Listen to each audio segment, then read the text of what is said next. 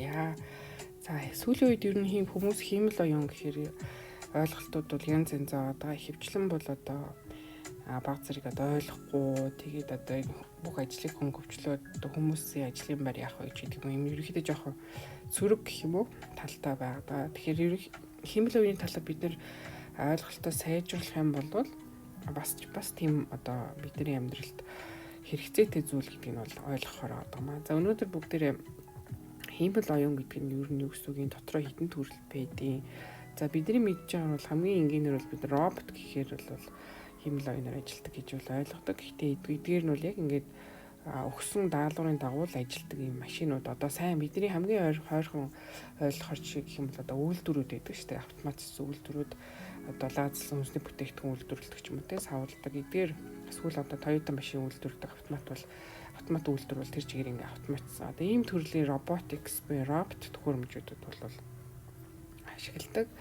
За энэ маань бол мэдээж хүмүүсийг одоо тухайн нөхцөлд аюулаас одоо хамгаалах гэх юм уу давуу талууд ажлыг хөнгөвчлөх гэх давуу талууд бол байгаа 24 7 цаг ажилладаг ч гэдэг юм. За дараагийнх нь болохоор машин learning гэж үүдэг. Машин одоо сургалт гэж монголоор бол орчуулад байгаа. За энэ маань юу гэсэн үг хэрэг ерөөсөө л тухайн нэг зүйлийн одоо дээж өгөгдөл мэдээллийг тухайн програм маань өөрөө ингэж ямар одоо дарааллын дагуу байгааг нь ойлгож одоо тэр паттерн гэж ярьдаг одоо манайхаар бол дараалал тий нэг ерөнхийдөө нэг юм давтагддаг шин чанартай зүйлүүдийг ингээд сураад одоо жишээлбэл ногоон улаан өнгө гарсны дараа цэнхэр өнгө гараад ах юм бол ногоон улаан өнгө гарсны дараа цэнхэр өнгө гард юм байна гэдэг тухайн одоо програм маань ойлгох энэ байдлаар ажилладаг гэсэн үг. Тэрнээс биш би даасан одоо хүн шиг одоо хийсвэр сэтгэлгээ ч юм уу тий эсвэл одоо бүтээл сэтгэлгээ гэдэг зүйл бол байхгүй. За дараагийн түвшнүүд нь бол илүү ингээд neural network, natural language process ингээд илүү одоо наривч хийсэн хиймэл оюуны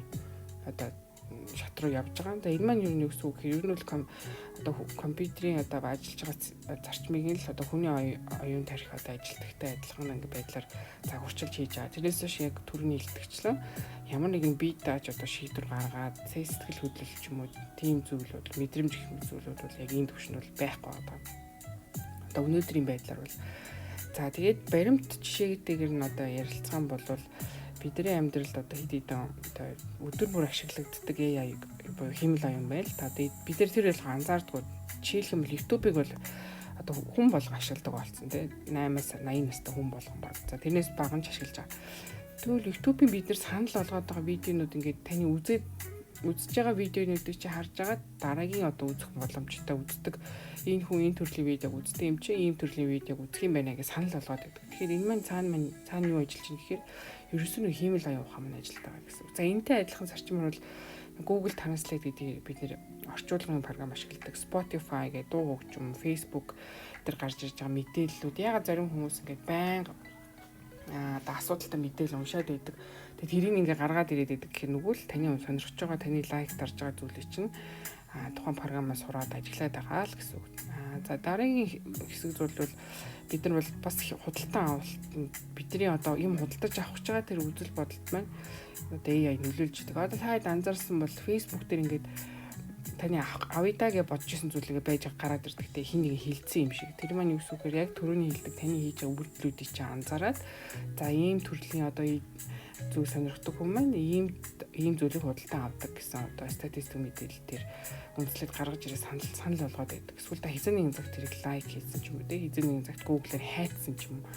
Тийм тохиолдлууд бол ингээд бидний одоо худалдан авалтуудад нөлөөлж идэг гэсэн үг. Тэгэхээр тэр recommendation буюу тань санал болгоод байгаа тэр зүйлийг хиймэл оюун ухааны юм алгоритм буюу одоо энэ тооцоолж байгаа энэ үржилт тооцоолж байгаа юм програмууд маань таамаглаж гаргаад байна л гэсэн үг. За мэдээж эрүүл мэндийн хувьд бол мэдээж сайжирч байгаа сайн нөлөөнүүд байж байгаа. Эрүүл мэндийг илүү бид нар гүнзгий одоо ойлгож энэ дээрээсээ бас сайжруулалтыг хийх боломжтой. Одоо жишээ нь гэх юм бол бид нар ухаалаг одоо цаг ашигладаг тий хэдэн километр алхсан юм миний зүрхний цохилт ямар байгаа. Фитнесийн мань үзүүлэлт хэр вэ? Ер нь болж гинүү те нойр мань яаж даргалт яаж гэх мэтчлэн эдгээр зүйлийг бол AI маань бас боловсруулахад ашиглагдаж байгаа ахнэ.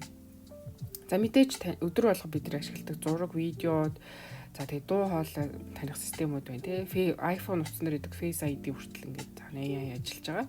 Google фото дээр бас зураг таних систем байж байгаа. За сурагчдад бол мэдээж одоо ухаалаг сургалтын систем байдлаар бол ашиглагддаг. За онлайн сургалтын одоо платформуд нь бол тухайн оюутны одоо ингээд бидлэгийн төвшингийг ингээд тодорхойлоод хичээлээ ингээд тохируулж гаргаж ирж байгаа чинь. Тэгээ нөгөө хүүхд сайн одоо хичээл тухайн асуултанд зөв хариулал бол тэрэнд нь тохирсон одоо хүн дэвтрийг гаргаж ирдэг. Сайн хариулахгүй байх юм бол жоохон багасгадаг гэх юм уу. Иймэрхүү байдлаар тухайн одоо програм нь ажиллаж идэг гэсэн үг. За хиймэл оюухан тээврийн салбарт, логистикийн салбарт мэдээж нөлөөлж байгаа. За энэ дээр бүр хувьсгал авчирч байгаа. Одоо Uber гэж бид нар Америкт ашигладаг сонсч байсан байх нөгөө такси үйлчилгээ тий одоо сүүлдээ жолоочгүй таксинууд бол ашиглагдаад эхэлсэн маа. За эдгээр одоо Google Map энэ технологи маань бол мэдээж сайн талаас бол бидний амьдралд бол нэлээд эерэг нөлөөнүүдийг бол очихаар харагдаж байгаа. Гэр ахын тэр байтхан бүр гэр ахын хэрэгслэг хүртэл ухаалаг болгох чинь. За монголчууд бол нэг ашигладаг баг. Гэтэ одоо гадаадд бол Alexa гэл тий Google Home гэл ухаалаг хөрвөгч. За мэдээж бидний хувьд бол одоо ухаалаг робот тоос сурагч бол нэлийн амьдралд ороод ирсэн. Тэгээд яг эдгээртэй адилхан та заавал одоо угуулгын нундаг дууссан байлаа гэх юм бол тэрийг цаасан дээр бичиж авах шаардлагагүй. Зүгээр л Alexa-га дуудаад хэлцдэг тий нөгөөх чинь таны одоо юу Amazon-ы чинь сагсан дотор оруулцдаг ч юм уу. Тийм жишээтэй одоо хэлбэрчилж гин гэсэн үг шүү дээ. За нөгөө эсрэг талаараа сөрөг талууд мэдээж байгаа. AI маань нөгөө deepfake AI үүсгэх боломжтой гэх нэг талаасаа одоо бидний одоо ирээдүйд бол тийм одоо юу гараад эхэлсэн байгаа. Ямар асуудал гарч байгаа гэхээр одоо таны хайртай дотны хүний чинь дуу хоолойг нь одоо хадгалж аваад тэгээ танил уу одоо би ингээ аюулд орсон байна мөнгө шилжүүлээч гэдэг юм ингээ айлгсан сүрдүүлсэн юм дуудлага ирэх ч юм уу тиймэрхүү байдлаар бол ашиглагдаж байгаа бол эсвэл ингээд хуурамч мэдээлэл ингээд олон нийтийг төрхөрсөн ч юм уу мэдээлэл үүсгэх тийм бас чадварууд бас байгаа.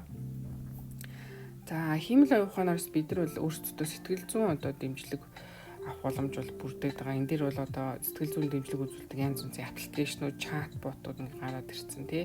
Жишээлх юм бол одоо Woo-bot гэж байдаг байна.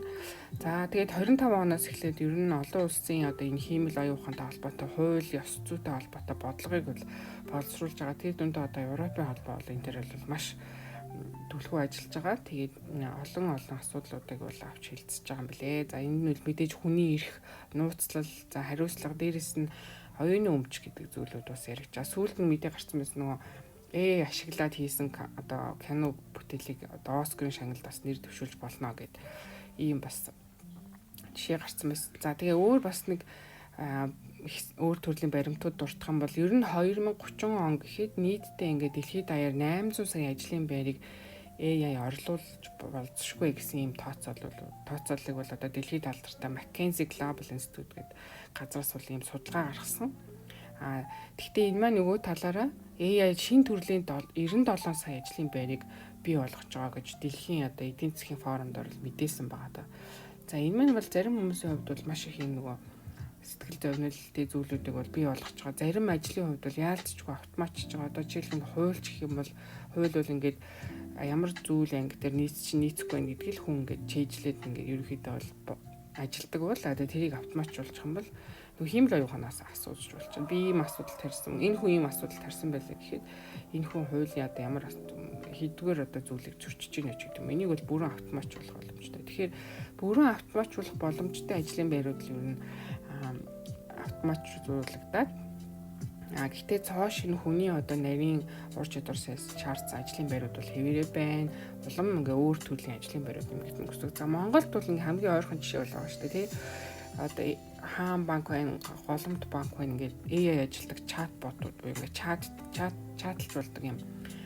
Чатууд бүтээсэн байж байгаа тий. Хүмүүсийн байнга асуудаг. За аль салбар онгорхой, аль ATM юу вэ? Тэ эсвэл одоо юу гэдэг тэтгэврийн мөнгө буусч юм. Янз бүрийн байнга асуудаг асуултуудыг ингээ хэлбэршүүлээд оруулсан юм чатботууд ажиллаж идэг. За дээрээс нь Монголын залуусын 70% нь ерөнхийдөө бол технологийн чиглэлд суралцах сонирхолтой байна гэсэн судалгааг бол нодлон ICT Group-ээс бол гаргасан байгаа байна.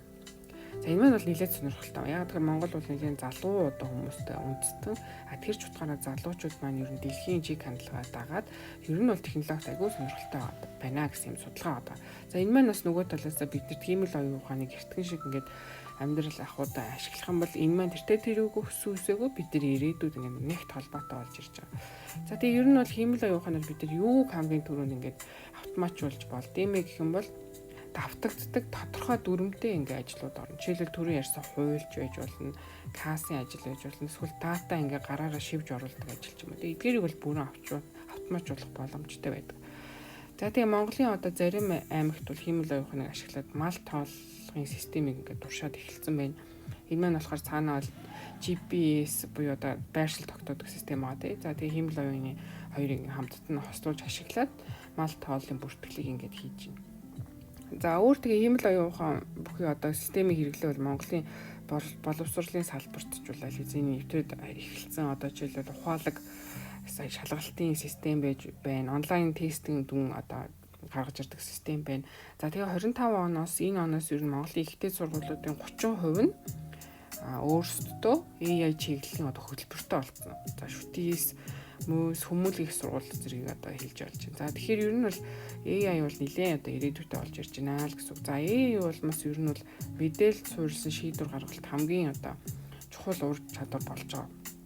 Ялангуяа одоо менежер, бизнес эрхлэгчид бол энэ чадвар маань онцгой хэрэгтэй. Тэрнээс бид нар AI-г мэддэг гэл ChatGPT-ээс хоёр асуулт асуудгаа бол тэгж болохгүй гэх нэг тийм мэдээ явуулсан шүү дээ. Яг тэрнтэй бол санал нийлж байна.